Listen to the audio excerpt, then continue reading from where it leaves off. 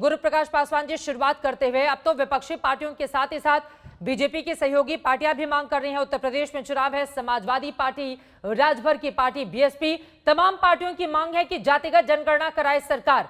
और चूंकि जनगणना कुछ समय के बाद शुरू होने वाली है, ऐसे में क्या सरकार इस दिशा में कदम आगे बढ़ाएगी? नहीं चित्रा जी ऐसा है कि पिछड़ों के प्रति अब अपना प्रेम का प्रमाण पत्र लेने की आवश्यकता है क्या किसी से?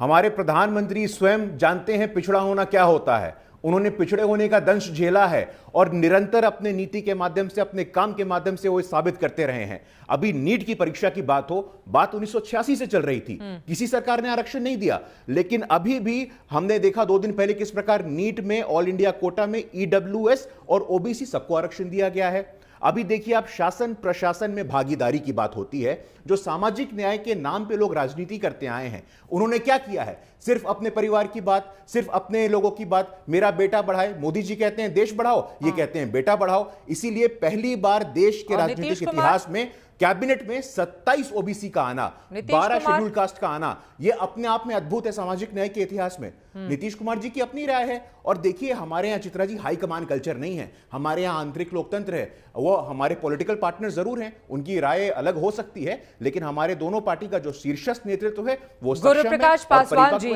जब आपकी सरकार में ओबीसी मंत्रियों को शामिल किया जाता है, सरकार अपनी पीठ थपथपाती है। नीट को लेकर आप खुद अपनी सरकार की पीठ थपथपा रहे हैं इस वक्त। तो जब इतनी ही पीठ थपथपाई जा रही है, तो जातिगत जनगणना से फिर डर कैसा है? क्यों नहीं करवा लेती है सरकार? चित्रा जी डर का सवाल नहीं खड़ा होता है। और जैसे मैंने कहा, कोई जातिगत जनगणना पैमाना है क्या? कोई मापदंड है क्या सामाजिक न्याय का? प्रधानमंत्री जी खुद इस वर्ग से आते हैं और जैसा कि मैंने कहा, वो जानते हैं इस देश में पिछड़ा होना क्या होता है। लगातार हम भी नीतियों के माध्यम से हम ये प्रयास कर रहे हैं। चित्रा जी, मैं आपको सुबह का स्मरण कराना चाहता हूं, जब प्रधानमंत्री जी, मैं जरा मुझे 10 सेकंड का समय दीजिएगा, जब प्रधानमंत्री गरीब कल्याण संकल्प योजना के लोगों से बात कर रहे थे, तब राहुल गांधी जी क्या कर रहे थे? विपक्ष के लोगों को इकट्ठा कर रहे थे। प्रायोरिटीज दिखती हैं, किसकी प्रायोरिटी क्या है ये देश ने देखा है। चलिए ठीक है, राजपाल कश्यप जी, वो बार-बार इस बात का, सबका विकास और सबका विश्वास हमारी प्रतिबद्धता है। ठीक है। अभिषेक झा जी, नीतीश कुमार को भी अचानक से क्यों सूझ गई कि जातिगत जनगणना होनी चाहिए? क्या फायदा हो जाएगा? 16-17 साल से माननीय मुख्यमंत्री हैं बिहार के, गिनाए ना कि गरीबों और पिछड़ों के लिए क्या काम किया है? जातिगत जनगणना के आधार पर ही विकास तय किया जाएगा क्या?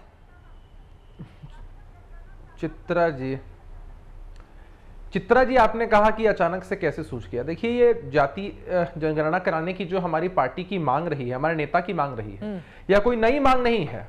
सालों पहले से हमारे नेता ने इस बात की मांग की है और आपने देखा है कि चरणबद्ध तरीके से हमने इसकी मांग की है। 2019-2020 में विधानमंडल में यहाँ पर प्रस्ताव पारित किया गया था और आपने देखा कि किस तरह आदरणीय ललन बाबू के नेतृत्व में जेडीयू के जो भी सांसद हैं वो मिलते हैं गृह मंत्री से और अपनी बात को कहते हैं कि मेमोरेंडम देते हैं कि जाति आधारित जनगणना होनी ही चाहिए। अब आपने सवाल पूछा कि क्यों होना चाहिए। देखिए, हमारे देश में जो पिछड़े वर्ग के लोग हैं, उनको समुचित लाभ जब तक नहीं मिलेगा तब तक सामाजिक बराबरी नहीं हो सकती है।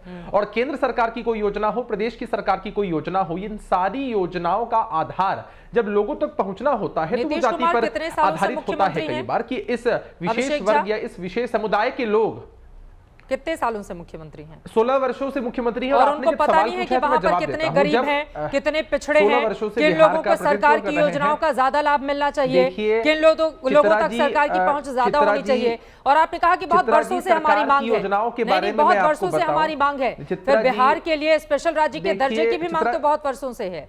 क्या मैं जवाब दे दूं? हाँ, निश्चित रूप से। देखिए, अब मांग करना हमारे हक में है और निश्चित रूप से बड़ी जोर के साथ हमने इस बात की मांग की है कि बिहार को विशेष राज्य का दर्जा मिलना चाहिए ताकि बिहार का समुचित विकास हो सके। आप देख लीजिए, 2005 बिहार के समुचित विकास के लिए आपको जातिगत जनगणना चाहिए। उत्थान के लिए 40 करोड़ का बजट था। आपके पास इतनी मजबूत सरकार है, आप कह रहे हैं कि आपको जातिगत जनगणना चाहिए विकास के लिए। देखिए, तो आप ये समझिए, आप ये हर एक मुद्दा होता है ना, विकास तो बिहार की सरकार कर रही है। हमने विशेष राज्य के दर्जे की मांग की थी ताकि बिहार को विशेष लाभ मिल पाएगा और विकास और चहुमुखी हो पाएगा, तेजी से हो पाएगा। आपकी रैली हुई थी ना, गई थी मैं कवरेज के लिए, उसके बाद फिर उसका क्या हुआ? उसका क्या हुआ? ये अपने आप में महत्वपूर्ण सवाल है।